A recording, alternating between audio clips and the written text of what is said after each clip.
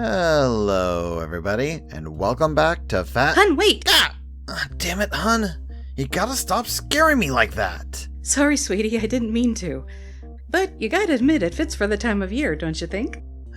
Just never mind. What are you doing here this time? Well, you were going to be covering a movie this week, right? Yeah, why? Well, after giving it some thought... Yes? And since we're in October... Yes? And since the new movie is coming out next month... Yeah, wait, what? I should talk about Ghostbusters. What? Honey, we just talked about this in a previous video. Yes and no. We talked about how it turned into a cartoon, but not about how it became what we know today. Or how it almost wasn't. Almost wasn't? You mind? Please? Yeah, well, sure, I guess it's okay. Great! Let me just get changed real quick. Wait, change? Ta-da! Oh, good lord. Well, I'll let you handle this then, while I work on next week's subject. Because while I enjoy this film, I'm nowhere near as into it as you are, and you clearly have way more knowledge than I do. Thanks, honey. You won't regret it. Hello, everyone. I am the ever-playful Kitty, and welcome to a special episode of Fascinating Fiction. Today, we talk about Ghostbusters, its history, and how it was almost significantly different from the movie we know today. But let's start with the basic beginnings. Originally released in theaters in 1984, the movie, simply titled Ghostbusters, was a supernatural comedy drama written by Dan Aykroyd and Harold Ramis, most known at the time for movies such as National Lampoon's Vacation and Animal House, as well as Caddyshack and Stripes. The two of them, Aykroyd in particular, had a long-standing fascination with the supernatural, and came up with the concept of a story involving a group of paranormal investigators running a business as ghost exterminators. Now, when I said ghost exterminators, it was meant literally. The original concept for the story was that the characters were basically paranormal pest control, and their job was supposed to be treated as a normal occupation in the same vein as modern-day exterminators or janitors.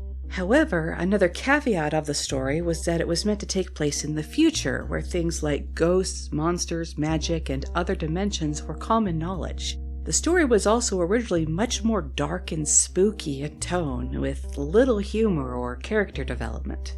And yeah, I said dimensions as in plural. Several ideas that Aykroyd posited for the story involved the heroes traversing multiple alternate dimensions and even planets during their missions and encountering a large variety of otherworldly entities. Needless to say that this idea was a bold one for a film back in the 80s, considering the limitations that films had for creating such effects at the time, not to mention that the idea was financially impossible.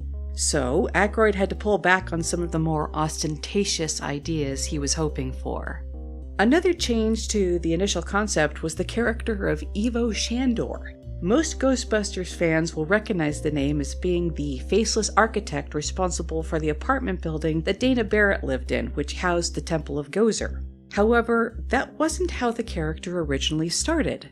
Aykroyd's original concept was for Shandor to be the Ghostbusters' employer, sending them out on missions across dimensions. Shandor himself was meant to be a mysterious and eccentric character, often shadowed from view as he sat in his office relaying orders to the team. It was even said that he was a trans-dimensional being himself. Another notable difference was the character of Zuul. Initially, Zuul was going to be a general name applied to certain spiritual entities as a whole, rather than a single individual. When the concept shifted to being a single entity, one of the ideas was also that Zuul was an alien possessing a woman's body. What's more was that Venkman's character seemed aware of this when he took her out on a date, according to an earlier script revision. Additionally, Zuul's counterpart Vince Clortho was meant to follow the same idea.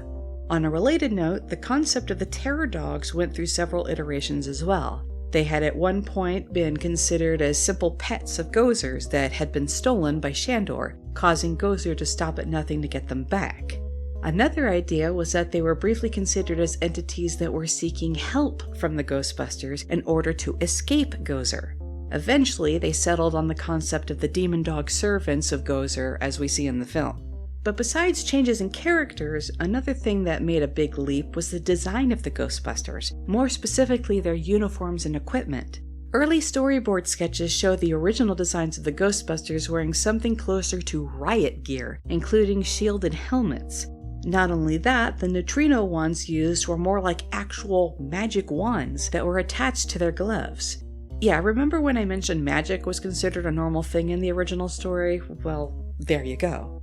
Eventually, things took a far more scientific approach, leading to the eventual creation of the proton packs and neutrino wands we're more familiar with today. Not to mention things like the PKE meter and so forth.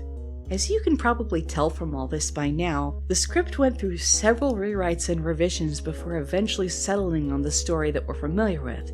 But it didn't end there. Oh no, things changed even further when they made casting decisions for the film.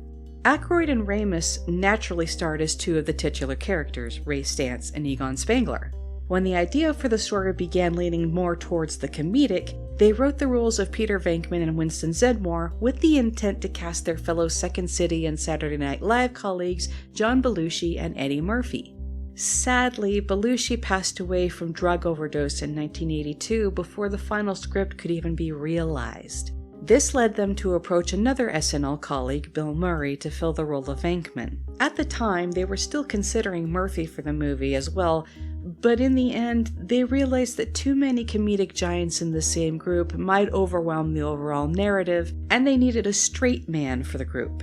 Eventually, Ernie Hudson was cast to play Winston, giving us an everyman to counteract the science and sarcasm, as well as help put things into better perspective for the audience from time to time.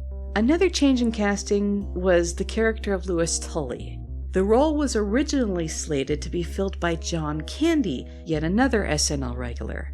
However, when Candy approached the role, he apparently couldn't quite grasp what they were going for with the character and ultimately chose to bow out. Eventually, Rick Moranis landed the role and managed to make the character something all his own. When auditions for Dana Barrett came along, one of the first considerations for the role was Julia Roberts. So it was surprising when Sigourney Weaver made a bid for the part. At the time, Weaver was more well known for more serious roles, such as that of Ellen Ripley from the film Alien. So everyone was amazed by the levity she brought to the character. Apparently, she was so eager to play the part that the director, Ivan Reitman, claimed she went as far as to impersonate a dog during her audition.